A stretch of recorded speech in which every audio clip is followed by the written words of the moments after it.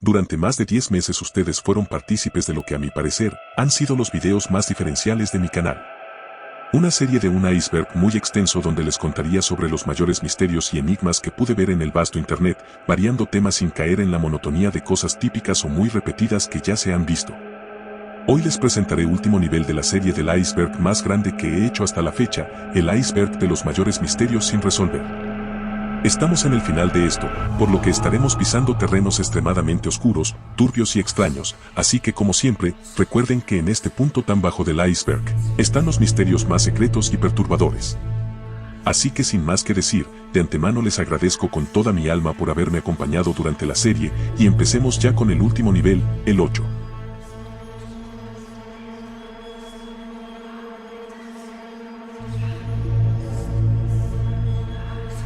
Holocausto Caníbal es sin duda una de las películas más controversiales que han existido. Es una película de gran controversia debido a sus imágenes de gore y violencia, llegando a ser prohibida en numerosos países, incluyendo Italia, Australia y el Reino Unido.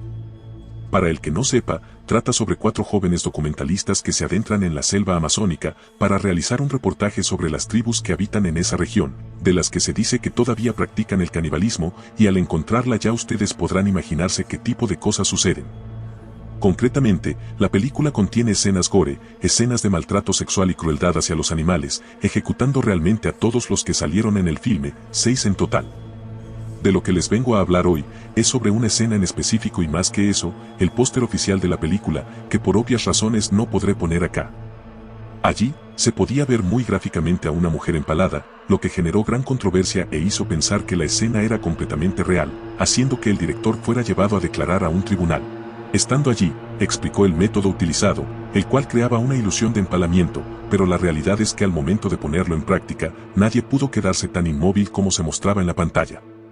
Se trató de localizar a la actriz de nuevo en Colombia e incluso Brasil, pero esto no fue posible, desapareciendo del mapa y aumentando el rumor de que la escena fue completamente real. Pedro Alonso López es más conocido como el Monstruo de los Andes, un homicida en serie colombiano que tras su captura en 1980, confesó el homicidio de más de 300 niñas y jóvenes en Colombia, Ecuador y Perú. Si se da crédito a su versión, sería el homicida en serie masculino que más homicidios ha cometido en toda la historia. Cuando fue capturado en Ambato, Ecuador, en 1980, se le condenó por 16 años, la pena máxima del país en ese entonces, pero solo cumplió 14 del total y fue liberado pese a las protestas que hubo. De ahí fue deportado a su país de origen, Colombia, donde fue recluido en un hospital psiquiátrico, pero años después, en 1998 es declarado sano y dejado en libertad. Y la razón por la que entra en este video, es porque al momento no se sabe de su paradero actual, y nunca más se le volvió a ver. Su madre está segura de que sigue vivo pues, según cuenta, siempre que alguien cercano a ella ha fallecido, su espíritu se le ha revelado, cosa que no ha ocurrido con Pedro. La Interpol lo busca desde el año 2002 por todos los homicidios cometidos, además posee una orden de captura, pero parece casi imposible que vaya a cumplirse, y aún menos posible, el poder encontrar a este hombre. Representar a los niños afroamericanos como cebo para caimanes era algo común en la cultura popular estadounidense en los siglos XIX y XX. El motivo estuvo presente en una amplia gama de medios, incluidos informes periodísticos, canciones, partituras y artes visuales. Existe una leyenda urbana que afirma que, de hecho, se utilizaron niños o bebés de color como cebo para atraer a los caimanes, aunque no hay pruebas significativas de que se hayan utilizado niños de ninguna raza para este propósito. Los caimanes viven en gran parte en los pantanos del sur de los Estados Unidos, que era un lugar donde las personas que escapaban de la esclavitud se escondían para evadir la captura. Según la leyenda popular, las personas esclavizadas que desaparecieron en los pantanos pueden haber sido eliminadas por caimanes, y se entendía que los niños eran particularmente vulnerables a los ataques de los caimanes, y esa identificación puede haber evolucionado hasta convertirse en la imagen del cebo. Sin embargo, no se tiene claro realmente de dónde salió esta expresión.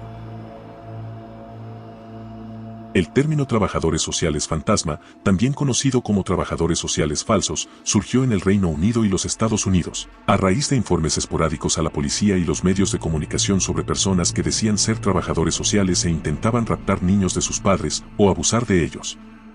Las investigaciones policiales sobre estos informes no lograron encontrar evidencia sustancial ni ubicar a ningún sospechoso. El fenómeno se informó inicialmente y con mayor frecuencia a principios de la década de 1990.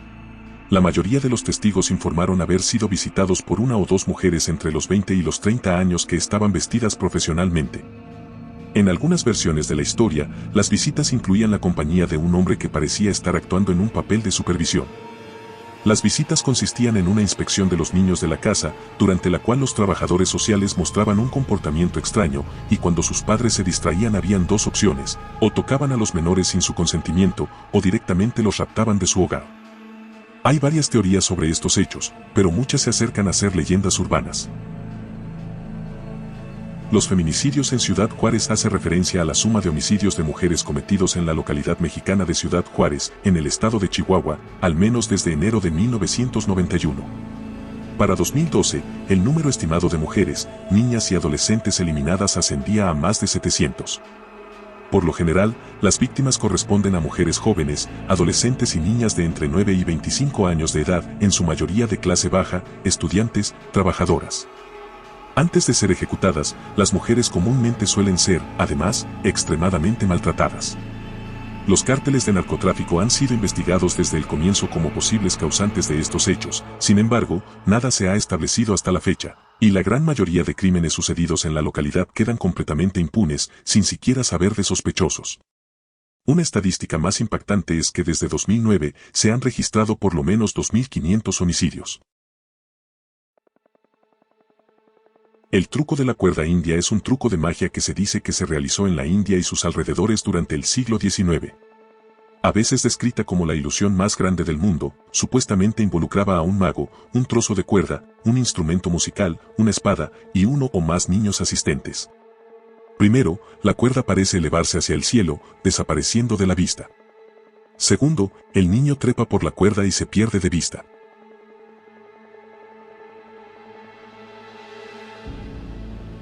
Tercero, el mago llama al niño y finge enojo al no recibir respuesta. Cuarto, el mago se arma con una espada, trepa por la cuerda y también desaparece. Quinto, se escucha una discusión y luego caen miembros humanos, presumiblemente cortados del cuerpo del niño por el mago. Sexto, cuando todas las partes del cuerpo, incluido el torso, caen al suelo, el mago baja por la cuerda. Séptimo, el mago recoge las extremidades y las pone en una canasta y las cubre con una capa o manta. Octavo y último, el niño reaparece, ileso. Pese a investigaciones y pruebas, aún no se entiende cómo fue esto posible. Se encontraron al menos 50 relatos de testigos presenciales del truco, teniendo muchas variaciones del mismo, pero en definitiva, haciéndolo entender como muy creíble.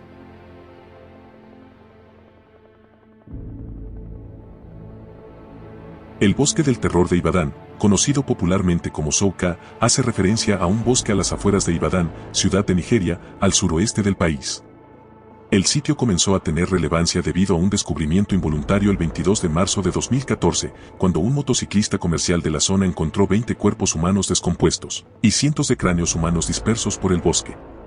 Tras las pesquisas policiales, las autoridades consiguieron salvar con vida a más de 20 personas en severo estado de inanición. El que era gobernador del estado, visitó el bosque después de que fuera descubierto. En la zona se encontró un edificio con varios artículos, incluida ropa para niños y adultos, tapetes y otros elementos usados en el hogar. Se creyó que las actividades que ocurrieron en el bosque fueron coordinadas por homicidas ritualistas y de magia negra, que a menudo eran patrocinadas por personas, apuntaban en ese momento, ligadas a la élite del país, que usaba la carne humana como parte de rituales. Ahora les contaré sobre el acoso telefónico más largo y brutal en la historia. Bachir Khouchakji, un estadounidense que vive en Beirut, Líbano, se dirigía a recoger a su esposa de su trabajo en un hotel, cuando una camioneta lo atropelló fuera de la carretera. Salieron varios hombres armados y se lo llevaron a la fuerza. Lo llevaron a un sótano donde durante varios días se vio torturado y acusado de ser agente de la CIA. Después de una semana de no poder dormir y recibir muy poca comida y agua, Bachir dice que comenzó a alucinar, por lo que ese día encontró un trozo de plástico afilado e intentó quitarse su vida cortándose las muñecas. Extrañamente, sus capturas lo llevaron a un hospital local donde no solo se salvó de los cortes, sino que el personal pudo negociar su liberación. Desafortunadamente, este no es el final de la historia de Bachir, ya que a los 2 meses comenzó a recibir llamadas telefónicas amenazantes. Al principio era solo una respiración profunda, luego un hombre que le decía que iba a acabar con su vida, para que posteriormente empezara a dejar caer los nombres de los amigos, familiares y compañeros de trabajo de Bachir. Algunas llamadas presentaban lo que Bachir temía era el sonido de personas siendo ejecutadas por ametralladoras. Ahora suman más de 20 llamadas al día, y se dice que son efectuadas por diferentes personas. El acoso se intensificó cuando, en 1986, el automóvil de Bachir fue incendiado. En este punto, se comunica con el FBI, que intercepta su teléfono y registra más de 3.000 llamadas telefónicas amenazantes durante los siguientes 18 meses. En algún momento después de esto, Bachir se interna en un hospital psiquiátrico, tanto para tratar el trastorno de estrés postraumático provocado por las llamadas, como para escapar de ellas, finalizando las mismas en 1993, siendo por lo que se sabe, el final de esta historia. No se sabe quién o el porqué de este acoso, y en definitiva es un caso que resumí bastante porque hay varias cosas más, pero lo que les conté es lo más importante.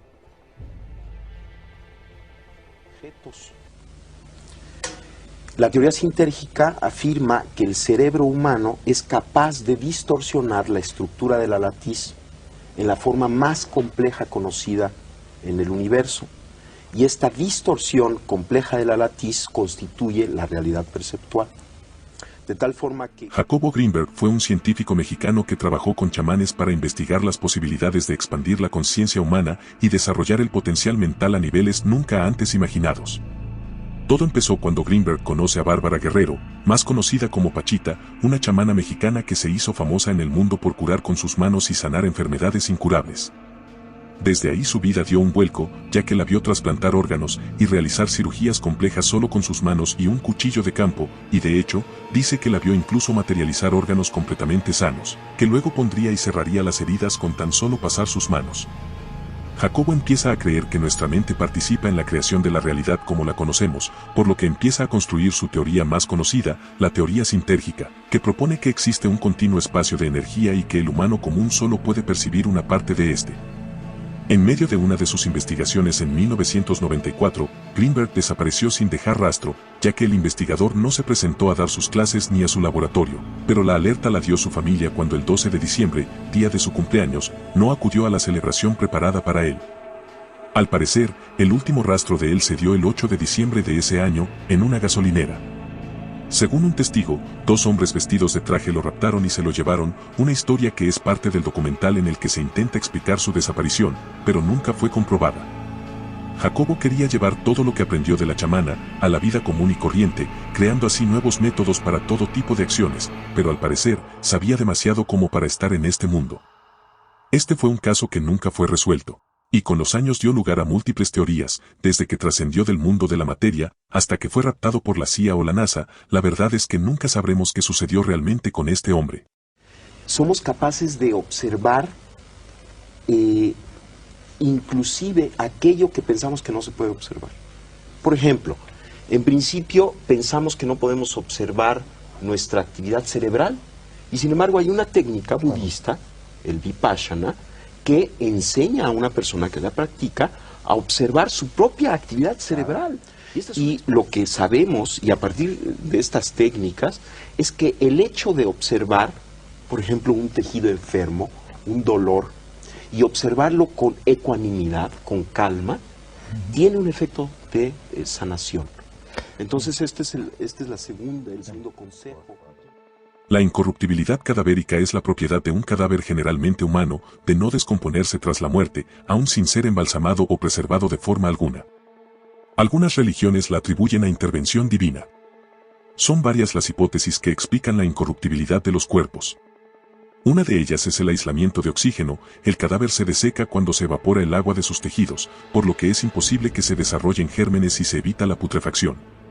Otra posibilidad es la petrificación, o transformación del cadáver en material pétreo debido a la infiltración por carbonato cálcico. Sin embargo, son solo teorías y este sigue siendo uno de los hechos más extraños de la actualidad. John Quincy St. Clair es un investigador responsable de los mecanismos de invención para viajes espaciales, visualización remota, teletransportación y muchas otras tecnologías altamente avanzadas, o al menos eso es lo que afirmó al enviar diseños a la Oficina de Patentes y Comercio de Estados Unidos. Entre los nombres de estas patentes se encontraban: sistema de entrenamiento para caminar a través de las paredes, un sistema de entrenamiento que enseñaba cómo caminar de una forma específica, en la que el usuario puede trasladar su cuerpo material de un lado de una pared a otro. También está su patente de teletransportación, que dice que descubrió al caminar en paralelo a un aeropuerto comercial, donde logró teletransportarse 45 metros. O también estaba el amplificador de visión remota, una estación de visualización diseñada para ver, comunicar e interactuar con lugares que se encuentren a gran distancia, logrando así incluso comunicarse con personas que estén a miles de kilómetros. ¿Cómo este hombre sabía o decía saber tanto de tecnología tan extraña y altamente avanzada? Pues a día de hoy ni se sabe quién era realmente este sujeto, y van más de 15 años sin recibir actualizaciones del mismo, por lo que es un completo misterio. La información sobre sus estudios está disponible en algunos sitios de internet, por lo que ustedes mismos podrían verla. El experimento Filadelfia se llevó a cabo en octubre de 1943, cuando se buscó hacer invisible un barco de la Armada de Estados Unidos. Según la teoría, el experimento estaba basado en principios de la teoría unificada del campo desarrollada por Albert Einstein. Según la historia popularizada en 1955, se dice que el barco fue equipado con un dispositivo electromagnético conocido como generador de invisibilidad, que supuestamente logró hacer desaparecer al mismo.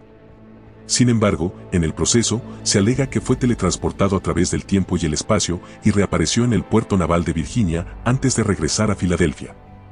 Además, se afirmaba que algunos miembros de la tripulación sufrieron graves efectos secundarios, como enfermedades mentales o físicas, o incluso que algunos se fusionaron con el acero del barco, quedando ahí por toda la eternidad.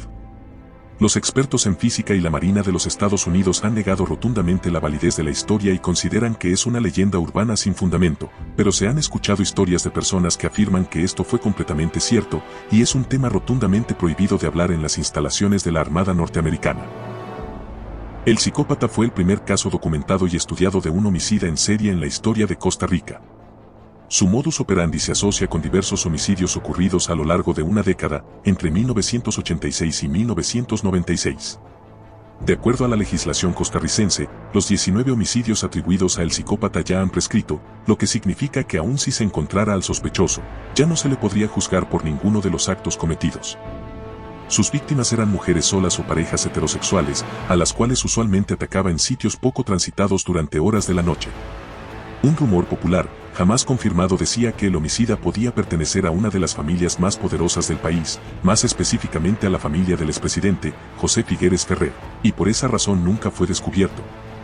La policía llegó a manejar hasta 6 sospechosos distintos, pero nunca se capturó a nadie. Las películas de género Genki son uno de los mayores misterios que hay, porque aparte de que son complejas de encontrar en internet a día de hoy, su producción está completamente alejada de cualquier norma ética y moral que se tenga sobre la sexualidad, por lo que su desarrollo es ilegal y aún más su distribución. Estos videos, como se imaginan, entran en la categoría de entretenimiento para adultos, pero son sumamente diferentes, ya que en la mayoría de ellos tienen como protagonista una mujer, que realiza actos sexuales con animales tales como cucarachas, pulpos, serpientes, lombrices, entre otros. No entraré mucho en detalle, pero en definitiva las mujeres que protagonizan estos metrajes hacen cosas perfectamente capaces de hacer vomitar a una persona con tan solo verlas. Introducen, besan, y más cosas que no quiero ni nombrar. No se sabe para qué público en específico se realizan las producciones, ni cómo las compañías productoras de las mismas se salvan de cualquier tipo de sanción. Charlie sin cara es el nombre dado a una figura llena de teorías e historias. Su verdadero nombre era Raymond Robinson, y cuando tenía 8 años, subió hasta la torre que sostenía las líneas de alta tensión para el tranvía.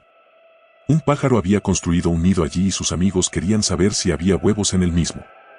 Desgraciadamente, Raymond tocó por error los cables y se electrocutó. Logró sobrevivir, pero como consecuencia del accidente perdió sus ojos, la nariz y un brazo, por lo que su rostro se desfiguró horriblemente. Los años pasaron y la gente empezó a notar a este hombre, que les generaba pánico solo con verlo, por lo que se empezaron a crear historias y leyendas. Se dice que se podía ver al hombre al acecho junto a la carretera por la noche, soplando el humo de un cigarrillo a través de los agujeros de sus mejillas, intentando mantenerse fuera de vista. Se dice que algunos curiosos se hicieron amigos de él y llegaron a apreciar su compañía, le daban cigarrillos, cerveza y se hacían fotos. El hombre falleció a sus 74 años, pero a día de hoy se dice que su fantasma vaga por la carretera de forma habitual, y también se rumorea que está enterrado en el cementerio de Grandview, cerca del lugar del accidente. Hay diferentes avistamientos del espíritu del hombre, pero como siempre, ustedes son los que tienen la última palabra. El monstruo de los mangones es el nombre dado a un homicida en serie colombiano sin identificar, al que se le atribuyen entre 30 y 38 homicidios durante la década de 1960 y 1970 en la ciudad de Cali. Se cree que era oriundo de esta ciudad, donde raptaba y posteriormente le quitaba la vida a la mayoría de sus víctimas, que solían ser menores de edad, en diversos terrenos baldíos localizados en zonas alejadas. Fue uno de los casos más relevantes y de mayor popularidad en aquellos años. Para algunos, el monstruo de los mangones fue solo una leyenda o un mito, sin embargo, otros creen que el personaje fue completamente real. El modus operandi estuvo caracterizado por la inserción de agujas en el corazón o el tórax, seguido por maltratos sumamente crueles. Se dice que comúnmente utilizaba jeringas para extraer la sangre de los adolescentes a los que encontraba pálidos, para posteriormente consumirla, por lo que se le describía como un auténtico sádico, un personaje oscuro y demente, una especie de vampiro humano. Nunca se pudo esclarecer con certeza quién fue el autor material de todos estos crímenes. El 8 de febrero de 1993, una persona misteriosa llamó a Gary Salbrink. Los mensajes crípticos y en bucle dejados por esta persona nunca se han descifrado, su verdadero significado y propósito son un misterio sin resolver. Estas 4 llamadas telefónicas inquietantes totalizan casi 15 minutos y son algunas de las llamadas más extrañas y desconcertantes. La persona que llamó habló en frases extrañas y sabía mucho más de lo que debería. La misteriosa persona llamaría 3 veces esa noche a Gary y se produciría una 4ª llamada al día siguiente, por lo que el tío y padre del mismo interrogarían a la voz, afirmando haber experimentado fenómenos extraterrestres anteriores. Extrañamente, los mensajes de la voz se volverían cada vez más celestiales, y en lugar de seguir contándoles, prefiero mostrarles, por lo que por primera vez en español he subtitulado fragmentos de estas llamadas, así que atentos.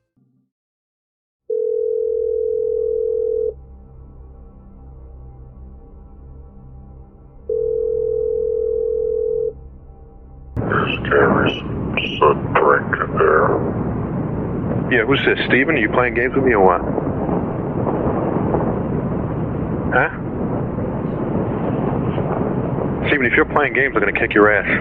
So how long are you going to be back from Texas? Huh? You're being impersonated by the other voice. Yeah, this is you, Steven, you idiot. You're pissing me off. Jerk.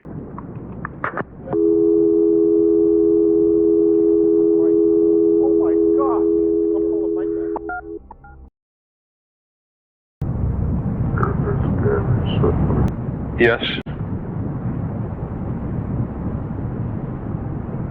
Can I answer any questions for you?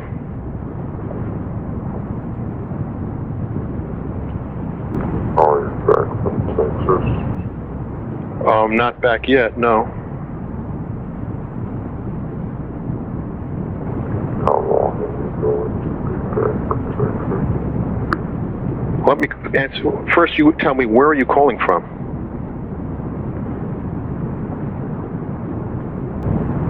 This is Gary Salbrink. Yeah, why don't you tell me where you're calling from? Who is this? What do you mean, who is this? You should know who it is. It's me, Gary.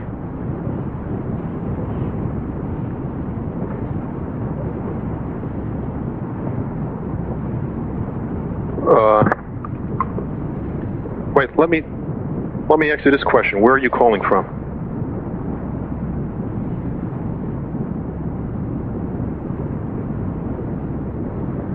Okay, I'll be back. And I'm stuck. Excuse me?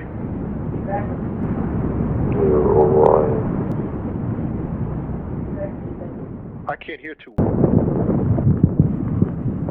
Gary Salbrink there? Yes, this is me. Can I speak to you? Can I ask why you're... Yes, can I ask why you're calling?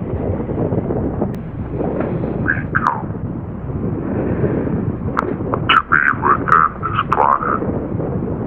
Say that again? Hey, let me tell you something.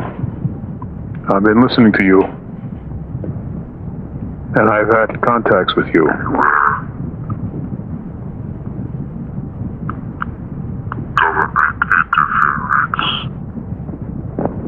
Government interference. Government interference? Por ahora eso ha sido todo por hoy, espero hayan disfrutado de esta serie, y si fue así, créanme que una suscripción me ayudaría considerablemente. Me tomaré un tiempo para pensar y decidir la próxima serie que traeré, pero seguirán teniendo excelente contenido mientras llega. Recuerden que pueden seguirme en mi Instagram que están viendo en pantalla, donde les hago adelantos y hablo con ustedes. Esto fue Historias del Búho y nos vemos en la próxima. Adiós.